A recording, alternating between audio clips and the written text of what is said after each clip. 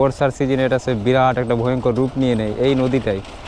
আজকে এসেছিলাম নাজিরপুরের মেলাতে, ঘাটের মেলাতে, যেটা পূর্ণমাসিতে হয়, মাঘ মাসের পূর্ণমাসিতে।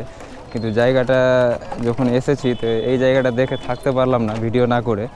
মানে কি বলবো, এই জায়গাটা কোনো ট্যুরিস্ট প্লেস নয়। আপনাদেরকে দেখে মনে হবে যে জায়গাটি ট্যুরিস্ট প্লেস, কিন্তু কোনো ট্যুরিস্ট প্লেস নয়।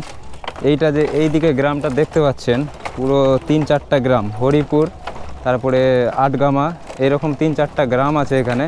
আর তাদেরই মানে কি একটাই মথুরাপুর যাওয়ার এটাই কিন্তু সবথেকে সহজ রাস্তা। যদি এইটা রাস্তা যদি না থাকে তাহলে তাদেরকে 10-15 কিলোমিটার ঘুরে যেতে হবে। আর সেই দিক দিয়েও কিন্তু যেতে, মেন রোড যেতে কোনো ভালো একটা রাস্তা নেই।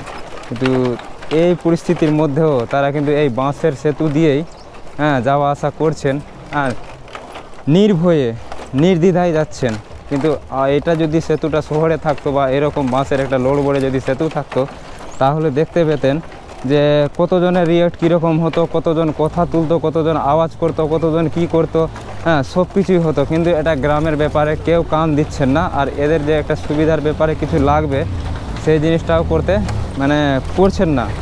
যারা পদাধিকারীরা আছে তারা দেখেন, বাইক আছে, টোটো আছে, এই সামান্য লোড বড়ে সেতু দিয়েই পার হচ্ছে। কিন্তু এটা অনেক রিস্কি জায়গা, অনেক রিক্সে পার হচ্ছেন। আর খুব একটা বলতে গেলে খুব একটা ভালো একটা না, তবুও কিন্তু তারা জীবনটাকে এগিয়ে নিয়ে যাওয়ার জন্য কিছু একটা কোনো মতো তো পথটা এগোতেই হবে, সেই পথটা তারা এগিয়ে চলেছেন নির্ভয়ে নির্দ্বিধায়।